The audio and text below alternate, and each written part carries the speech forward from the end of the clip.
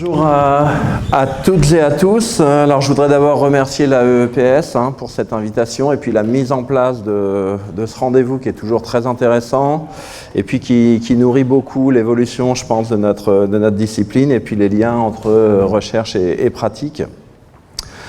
Donc votre rôle, je pense, est très important et bravo pour ça. Et puis du coup, c'est aussi un vrai plaisir de venir présenter quelque chose ici. Alors l'objectif de cette conférence, c'est d'essayer d'identifier la singularité de l'EPS dans la construction d'un établissement inclusif et plus largement même dans la construction d'un système éducatif inclusif, tant au niveau de la classe en EPS, donc à l'intérieur de sa classe quelque part, que dans les relations entre les disciplines à l'échelle de l'établissement scolaire. Alors, cette singularité de l'EPS et du sport pour répondre à la visée inclusive, elle est mise en avant dans de nombreuses directives éducatives, internationales et nationales. Alors, on retrouve ça dans l'agenda 2030 de l'ONU, puisque l'éducation, c'est le 4e pilier de cet agenda, très bien. Et puis le sport, j'ai bien dit le sport, qui est mis en avant ici, comme justement moteur spécifique pour l'inclusion. Il en va de même au niveau de l'UNESCO, où l'éducation physique de qualité est définie comme une expérience d'apprentissage planifiée, progressive et inclusive, et où l'éducation physique est mise en avant comme une plateforme de l'inclusion. C'est la même ligne pour la Commission européenne, puisque le sport, alors là c'est le sport et l'activité physique, pas l'éducation physique qui est mise en avant, favorise la tolérance, la solidarité, l'inclusion et de nombreuses autres valeurs. Alors évidemment, ce genre de directive centrée sur le sport autant que l'éducation physique est repris en dehors de l'école aussi, par exemple par le Comité international olympique, avec Thomas Bach par exemple, qui dit que le sport peut jeter des ponts entre les personnes et les communautés. Et puis ça donne naissance, en dehors du milieu scolaire, à des entreprises, à des associations qui font du sport inclusif. Alors il y a une multiplication de ce type d'organismes dernièrement. Au niveau de l'éducation physique, évidemment, c'est repris aussi.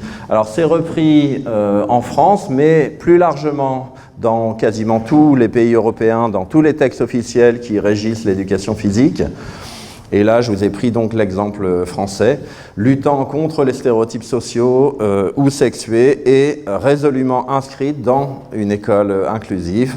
Et puis, l'éducation physique veut un mode de vie actif et solidaire. Donc, finalement, on est là derrière une idéologie politique et institutionnelle. L'éducation physique et même le sport seraient des vecteurs privilégiés pour l'inclusion. Donc, il y a cette singularité de l'EPS inclusif qui est particulièrement mise en avant dans les textes. Et pourtant, quand on regarde les pratiques, eh bien, les analyses montrent qu'il y a peu, finalement, de pratiques inclusives. Il y en a quelques-unes, mais c'est finalement loin d'être si large que ça. Il y a eu une présentation précédemment qui a parlé, par exemple, des enseignants d'EPS qui pouvaient même être exclusifs à certains moments. Donc, s'interroger sur cette singularité, c'est vraiment notre devoir, à mon avis, parce que premièrement, ça permet éventuellement de dépasser cette idéologie politique, et puis deuxièmement, ça peut permettre de dégager des moyens, des leviers qui vont réellement permettre finalement de proposer une éducation physique inclusive, et puis c'est ce que je vais essayer de démontrer ici. Alors, la place de l'EPS donc dans un établissement ou dans un système éducatif à visée inclusive, ça se joue finalement à deux niveaux. Le premier niveau, c'est la singularité de l'EPS pour construire une EPS inclusive à l'intérieur de sa classe. Alors on a eu pas mal d'illustrations ici. Là, je vais revenir sur des aspects plus des lignes directrices et des grands principes quelque part auxquels ça pourrait amener pour réaliser une EPS inclusive dans sa classe. Et puis le deuxième niveau, c'est celui de la singularité de l'EPS à l'intérieur de l'établissement scolaire et notamment dans ses relations avec les autres disciplines pour développer finalement un établissement inclusif. Donc on a des leviers à l'échelle de la classe sur lesquels cette interrogation peut amener, et puis des leviers à l'échelle du fonctionnement collectif de l'établissement. Sachant que le levier de la classe, ou le niveau de la classe étant la pierre angulaire de l'établissement, c'est quand même le niveau qui va être le plus important, c'est le niveau premier quelque part. Et en plus, c'est en fonction de la singularité de l'EPS dans son enseignement disciplinaire qui va guider la place qu'elle pourrait avoir dans l'établissement inclusif dans son ensemble. Alors, identifions justement les variables clés de l'inclusion, c'est-à-dire qu'est-ce qu'on cherche à transformer, qu'est-ce qu'on cherche à atteindre. Et pour ça, on va tout simplement se baser sur les deux grands objectifs de l'éducation inclusive, alors qui font consensus sur le plan théorique, sur le plan institutionnel, même si les mises en œuvre ne sont pas forcément si évidentes que ça. Alors le premier, c'est l'objectif d'une société juste et non discriminatoire, qui, via la construction de relations sociales positives entre élèves divers, donc entre élèves en contexte de diversité.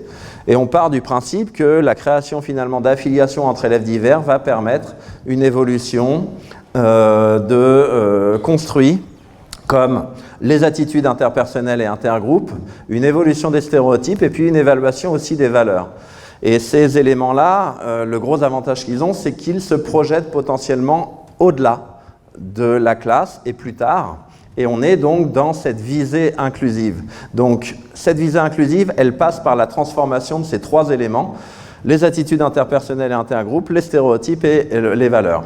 Le deuxième objectif de l'éducation inclusive, c'est que pour réussir à faire cette affiliation en contexte de diversité, ça veut dire qu'on enseigne en contexte de diversité. Et ça pose le deuxième objectif de l'éducation inclusive, qui est l'apprentissage de tous et tous en contexte de diversité. Et qui pose le plus gros problème, le problème pédagogique, alors qu'il a été en grande partie travaillé quelque part par la conférence d'Amael tout à l'heure, qui portait sur la différenciation. Et donc, la réalisation quelque part de cet objectif de l'éducation inclusive passe par l'engagement de tous et toutes, les progrès, puis l'acquisition de compétences aussi de tous et toutes, et puis une estime de soi finalement de tous et tous qui va se construire au travers de ces apprentissages de chacun. Un autre élément qu'il faut souligner, c'est que ces deux objectifs sont reliés. C'est-à-dire qu'en améliorant l'affiliation entre les pairs, en faisant bouger les stéréotypes, ça permet finalement de mettre plus facilement en place des éléments dont on a parlé sur cette journée, comme tous les dispositifs de soutien entre pairs, comme la coopération, le tutorat. Tout à l'heure, on a parlé par exemple de la coévaluation. Tous ces dispositifs entre pairs vont être facilités si vous avez un climat relationnel dans votre classe qui est positif, bienveillant et qui facilite évidemment ces mises en œuvre. À l'inverse, l'apprentissage de tous et tous va permettre de valoriser des élèves qui sont habituellement stigmatisés et donc de modifier potentiellement non seulement les jugements que les autres élèves portent sur ces élèves-là, mais potentiellement, comme ces élèves-là sont aussi porteurs de la catégorie qu'ils représentent, qu'ils le veuillent ou non, à partir de là, ça peut faire bouger les stéréotypes à l'égard, par exemple, des personnes en situation de handicap, à l'égard on a parlé des élèves de SECPA, par exemple, on a parlé des élèves Ulysse, et puis on pourrait aussi prendre la question de l'inclusion dans les relations, par exemple, garçons et filles en éducation physique.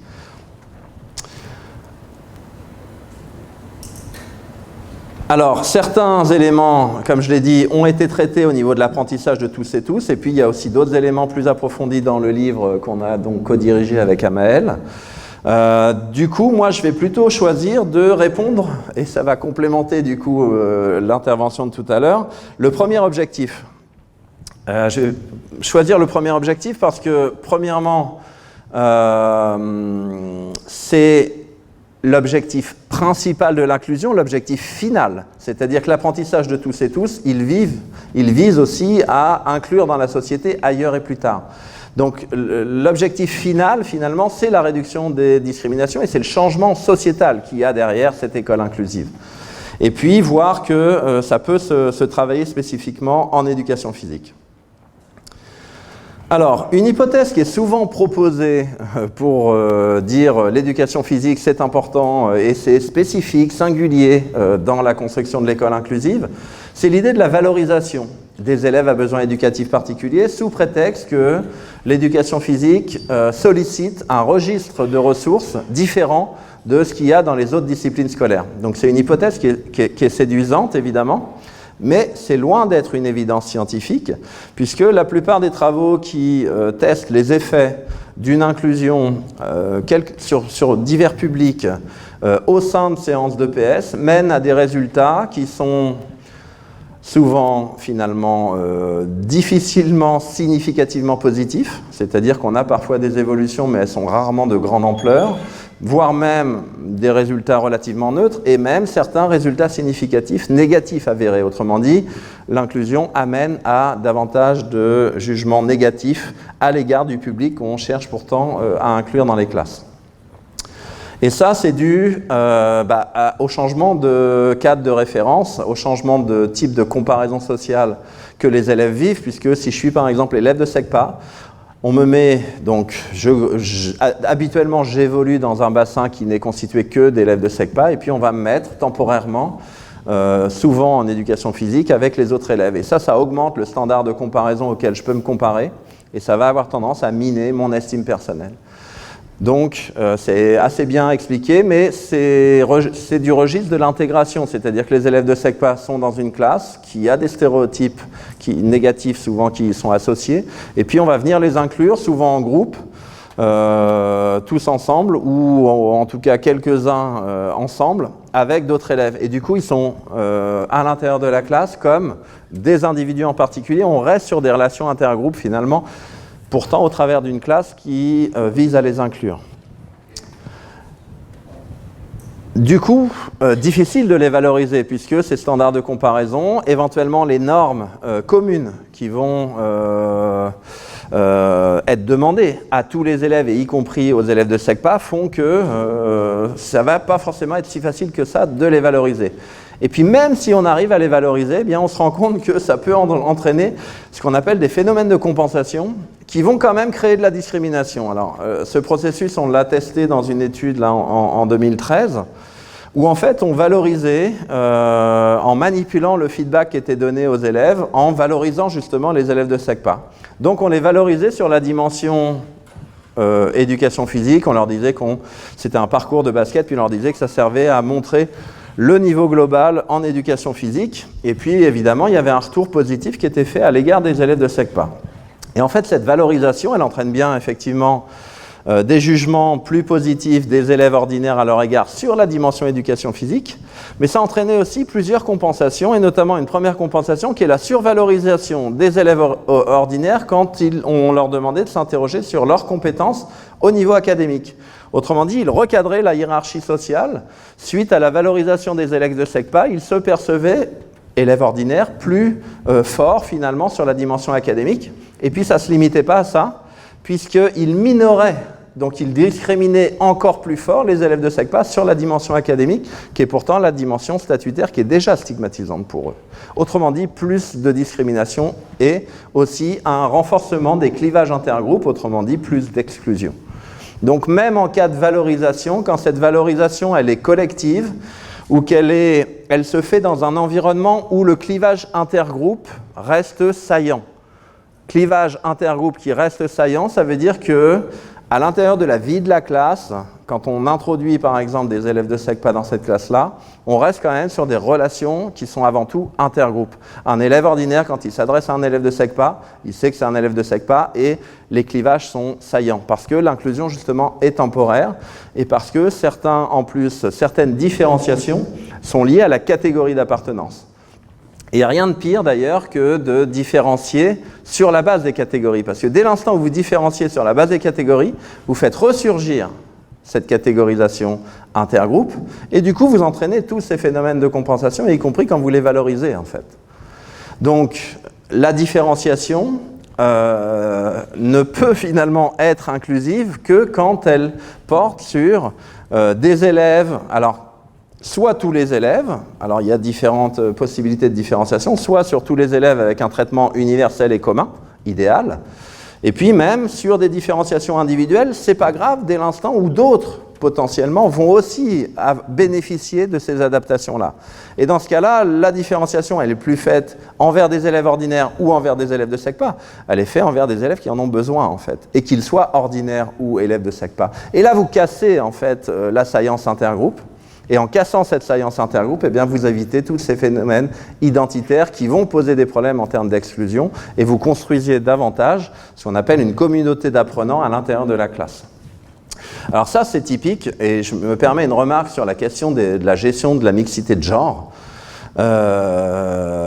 Typiquement, le traitement différent en fonction d'une catégorie qu'on vit depuis toujours en éducation physique, c'est justement le traitement des filles et des garçons, avec des barèmes spécifiques dans plein d'activités, avec même des différenciations du genre, on est en foot, alors les garçons c'est 3 touches de balle, les filles vous avez jeu libre, ou les buts de filles compte double. Voilà, ce genre de traitement de la différence basé sur des catégories, il n'y a rien de pire pour faire ressortir la science intergroupe et pour ne pas pouvoir finalement réussir l'inclusion.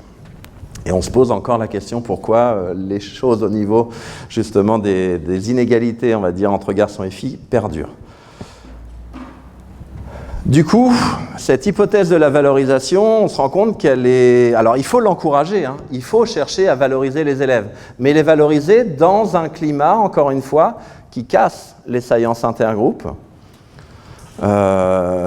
et qui est centré aussi sur les compétences, parce que valoriser sur la base de performance, la performance est toujours relative, ou presque, en éducation physique. Et du coup, dès l'instant où vous allez valoriser un élève sur la base d'une performance, ça veut dire que finalement vous dévalorisez les autres, ou en tout cas vous créez un climat de comparaison sociale qui va être problématique. Par contre, valoriser les apprentissages, vous pouvez valoriser les apprentissages de chacun et de tout le monde, et sans que ça semble nuire aux autres. Et à partir de là, il y a un projet commun qui est possible à construire. Donc la différenciation et la valorisation doivent se faire dans ce principe-là, quelque part, et dans cette optique-là, au regard des quelques résultats que j'ai pu expliciter. Du coup, après l'hypothèse de la valorisation, l'autre hypothèse qu'on peut faire, c'est l'hypothèse, cette fois-ci, de l'affiliation entre les élèves divers en contexte PS. Alors ça, c'est basé sur une théorie qui est assez classique, on va dire, en psychologie sociale, qui est la théorie du contact intergroupe, qui a été éprouvée y compris dans le domaine scolaire et qui montre finalement que l'affiliation entre élèves divers, donc qui représente aussi leur catégorie d'appartenance, peut faire évoluer les stéréotypes à l'égard de la catégorie dans son ensemble, et donc les attitudes interpersonnelles entre les élèves, mais qui sont du coup aussi des attitudes intergroupes, et modifier finalement les comportements ailleurs et plus tard. Autrement dit, la visée inclusive dans ce qu'elle a, dans l'objectif principal quelque part qu'elle a. Alors les stéréotypes, j'explique très brièvement ce modèle qu'on appelle le modèle du contenu des stéréotypes, parce que je vais reparler derrière des modifications en termes de stéréotypes de chaleur et en termes de stéréotypes de compétence. Parce que la compétence et la chaleur, ce sont les deux dimensions fondamentales de jugement humain. Et autrement dit, on peut finalement classer tous les types de stéréotypes dans ces deux catégories-là, compétence et chaleur. Et ce que montre le modèle du contenu du stéréotype, c'est que c'est l'articulation quelque part de ces deux types de jugements qui orientent les émotions intergroupes, que vous avez là décrites, et les intentions de comportement à l'égard d'un individu sous prétexte qu'il appartient à cette catégorie-là. Donc si vous arrivez à modifier les jugements, les stéréotypes donc de chaleur et de compétence à l'égard d'un groupe, eh bien c'est comme ça que vous atteignez, ou vous vous rapprochez en tout cas de la visée inclusive. Alors pour voir si l'éducation physique aurait un pouvoir affiliatif particulier, on a mené une petite étude qui mettait structurellement, on va dire, alors une intégration ou une inclusion de deux élèves Ulysse, soit en contexte EPS, donc on les incluait dans la classe en EPS, soit on les incluait dans la classe en mathématiques, soit on ne les incluait pas. Et ce qu'on vérifiait, c'était l'évolution des jugements des élèves ordinaires à l'égard des élèves Ulysse. Et évidemment, le groupe sans inclusion, c'était le groupe contrôle, puisqu'on mesurait ça, j'insiste, avant et après la séquence d'enseignement chez les élèves ordinaires. L'hypothèse, donc, il y en a deux possibles. Il y a celle de la valorisation dont j'ai parlé avant, et puis il y a celle de l'affiliation directe, qui renvoie cette affiliation au jugement de chaleur. Donc la chaleur, c'est le fait de trouver l'autre sympathique, honnête, chaleureux, Là, on est directement sur de l'affiliation et c'est sur le plan notamment affectif et relationnel que ça se joue, ce jugement de chaleur. Le jugement de compétence, il est lié au statut de l'individu. Donc, est-ce que c'est quelqu'un qui est doué, qui est intelligent, qui est fort physiquement, etc., etc. Et donc, c'est ces deux hypothèses-là qu'on testait. Les résultats, donc vous voyez ici que l'inclusion en éducation physique sur les jugements de chaleur a un effet significativement positif, comparativement à la fois au groupe contrôle, c'est-à-dire sans inclusion, et à l'inclusion en mathématiques. Et on a une évolution similaire sur la compétence. Autrement dit, les deux types de stéréotypes, compétence et chaleur, étaient modifiés par cette inclusion d'élèves Ulysse. J'insiste, ici on a des résultats significatifs, mais il y a aussi pas mal d'études qui ont mené à des résultats non significatifs et beaucoup moins marqués que cela. On observait également une amélioration des intentions de comportement à l'égard des élèves Ulysse et une mesure d'affiliation également qui était significativement plus grande suite à l'inclusion en éducation physique comparativement aux deux autres. Autrement dit, on a bien à la fois, au regard de ces résultats, mais qui peuvent être contrebalancés par d'autres études, un effet sur l'affiliation et les jugements de chaleur, et un effet sur la valorisation et l'augmentation perçue, de la compétence perçue des élèves Ulysse. En plus, et c'est là où on voit, quelque part, on revient davantage sur cette hypothèse de l'affiliation, quand on teste la médiation, c'est-à-dire qu'est-ce qui explique la modification des intentions de comportement à la suite de la séquence commune, eh bien, ce n'est pas la compétence, c'est uniquement la chaleur, et avec une médiation qui est significative. Autrement dit, ce qui fait qu'il y a des intentions de comportement plus positives des élèves ordinaires à l'intention des élèves Ulysse, c'est l'amélioration de la chaleur. Autrement dit, le fait de trouver les élèves Ulysse chaleureux, sympathiques, dignes de confiance, honnêtes, etc. On n'est plus sur le registre de la valorisation, on est sur le registre du lien affectif direct. Et puis en plus, cette chaleur, elle est bien expliquée aussi, donc on a une médiation significative qui passe par la création d'affiliation entre les élèves. Autrement dit, c'est cette création d'affiliation entre les élèves qui va modifier les jugements de chaleur. Il y a aussi une modification des jugements de compétences, mais finalement qui ne joue pas sur les intentions de comportement qui sont expliquées par l'évolution des stéréotypes de chaleur. Autrement dit, on voit là, on identifie ici le pouvoir affiliatif qu'aurait l'éducation physique pour l'inclusion en ligne avec les politiques éducatives dont j'ai parlé et l'idéologie politique qui était mise en avant précédemment. La question, c'est comment ? Comment ça se fait que l'éducation physique peut créer comme ça de l'affiliation entre élèves divers ? Donc là, on avait une inclusion qui était minorée aussi. On n'avait que 2 élèves Ulysse. Autrement dit, ils n'arrivaient pas en groupe. On n'avait pas forcément cette science. Et du coup, il y a des choses au niveau interpersonnel qui ont pu potentiellement se jouer. Donc pourquoi et comment ? C'est la question à laquelle je vais essayer de répondre maintenant. Alors, le contact intergroupe, il est essentiel, puisque globalement, si vous n'avez pas de contact intergroupe, vous ne pouvez pas faire évoluer les stéréotypes.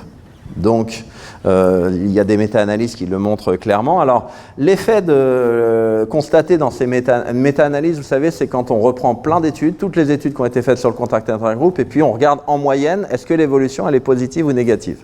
D'accord ? Et globalement, l'hypothèse du contact intergroupe fonctionne, c'est-à-dire que plus il y a de contact intergroupe, plus vous améliorez les stéréotypes et les attitudes intergroupes. Mais il y a quand même possibilité que ces contacts intergroupes se passent mal, et puis finalement minent les stéréotypes et les attitudes qui en découlent. Alors, l'argument qu'on trouve le plus souvent dans la littérature scientifique pour créer de l'inclusion, pour créer cette affiliation dont j'ai parlé, et qui serait du coup assez spécifique à l'éducation physique, c'est la coopération.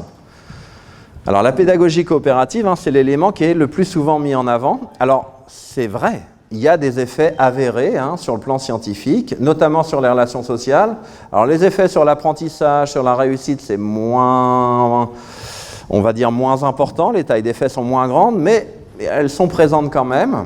Autrement dit, la coopération, effectivement, ça semble être un très bon candidat en classe pour réussir à générer un climat de classe relationnel plus inclusif. Le problème, c'est que la mise en place, elle est coûteuse. de la coopération, c'est-à-dire qu'elle suppose énormément de travail. Alors il y a le groupe coopération, là par exemple, qui travaille énormément sur essayer d'imaginer des dispositifs coopératifs et de le faire en plus en éducation physique, et on va voir que c'est loin d'être évident que ça soit fait en éducation physique, mais effectivement c'est très coûteux. Et puis le deuxième aspect, c'est qu'il y a plein d'éléments, et c'est là-dessus que je vais approfondir après, il y a plein d'éléments qui sont présents dans le système éducatif et qui sont particulièrement présents en EPS, qui minent en fait les effets potentiels de la coopération. Et pour ça, je vais m'appuyer sur 3 études, sur lesquelles je vais venir un petit peu plus précisément. La première, donc, de Philippou et collaborateurs en 2022, la première chose qu'elle montre, en fait, ce n'est pas une étude d'ailleurs, celle-ci, c'est 4 en question. Ce qu'elle montre globalement, c'est que les valeurs, alors on appelle ça self-transcendance, mais c'est donc des valeurs de bienveillance, d'universalisme chez les enseignants, sont corrélées avec leurs croyances et leurs attitudes à l'égard de la coopération. Autrement dit autrement, plus je vais avoir des valeurs de bienveillance, donc on a parlé de l'importance des valeurs dans la mise en place de l'école inclusive précédemment, et plus je vais avoir tendance à essayer de mettre en place, ou en tout cas avoir des attitudes positives à l'égard des pédagogies coopératives. Point 21, donc c'est pas mal. Le problème, c'est que quand on rajoute des valeurs contextuelles de pouvoir et de réussite personnelle, comme la méritocratie scolaire par exemple, tout le monde à égalité, celui qui réussit, c'est celui qui fait le mieux. Donc typiquement, on est sur des valeurs de pouvoir et de réussite personnelle, qui sont aussi très présentes dans les APSA, ces valeurs-là, dans toutes les activités sportives compétitives. Quand je fais du badminton, si je gagne, tu perds. Donc on est forcément sur une émergence de ces valeurs contextuelles. Et bien quand ces valeurs contextuelles sont présentes, le lien entre les deux disparaît chez les enseignants. Autrement dit, même un enseignant qui a des valeurs universalistes très fortes, dans un contexte qui valorise cette fois-ci le pouvoir et la réussite personnelle, eh bien, on ne trouve plus le lien avec ses croyances et ses attitudes coopératives. Autre exemple qui va dans le sens d'une coopération qui est difficile à mettre en place, et particulièrement en éducation physique.